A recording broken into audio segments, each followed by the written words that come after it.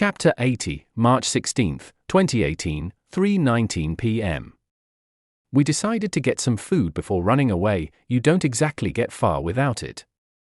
We settled on Chick-fil-A and went with the original chicken sandwich. Thankfully, I still had Grandpa Ricky's money, so I could pay for the food no problem. I know I rag on him sometimes, but he means well. It's just that he's long-winded.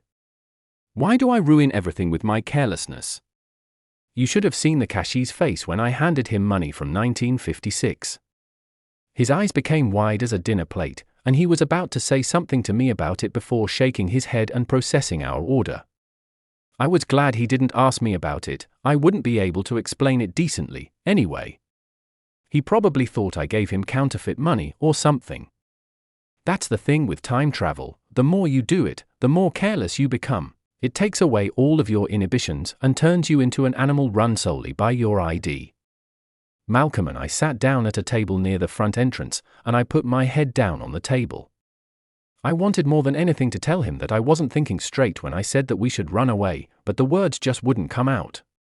All I felt at that moment was paralyzing shame. "You okay?" he asked, noticing my upset look. "Yeah, it's just we'll be okay, I promise," he replied supportively, patting me on the shoulder. "Are you sure?" I blanked out again, and I remember hearing Land of Confusion by Genesis on the speakers. It'd be a miracle if I didn't dissociate every few hours. What I find funny about the song is the lyrics, "My generation will put it right." We're not just making promises that we know we'll never keep. It's hilarious to me because every generation in history has said that they will make the world a better place, while often ruining it in the process. That's the fundamental problem I have with communism. It sounds excellent on paper, but it often results in the suppression of human rights in practice. I mean, yes, Stalin transformed Russia immensely, but at what cost? Good ideas don't always lead to good actions.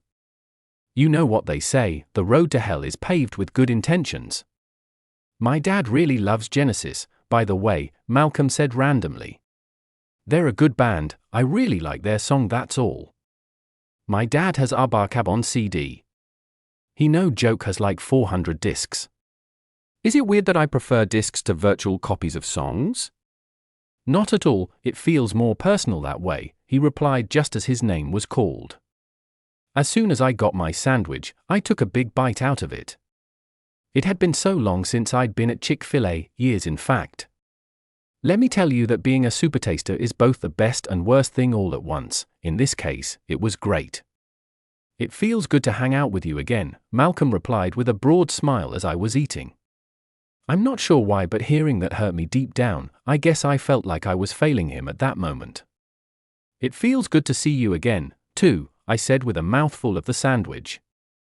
I swear I was about to tell him about my time traveling and how it ruined everything.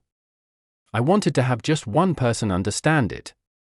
I was one straw away from losing my sanity. To make matters worse, this was the shortest straw. We ate in silence after that. The quietness was deafening. It left me alone with all of my negative thoughts.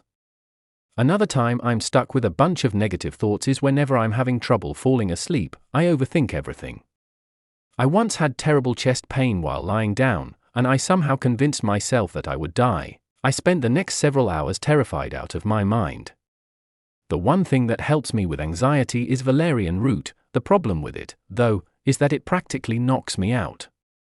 I thought of trying Phenibut, but I hear that shit's addictive.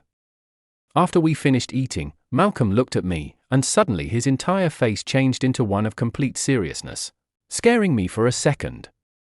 It was rare that he didn't take everything as one big joke. "So are we still doing this or what?" he asked in complete seriousness. I wanted more than anything to tell him that I was a fool and that I didn't want to run away, but something inside of me had changed at that moment into a feral state.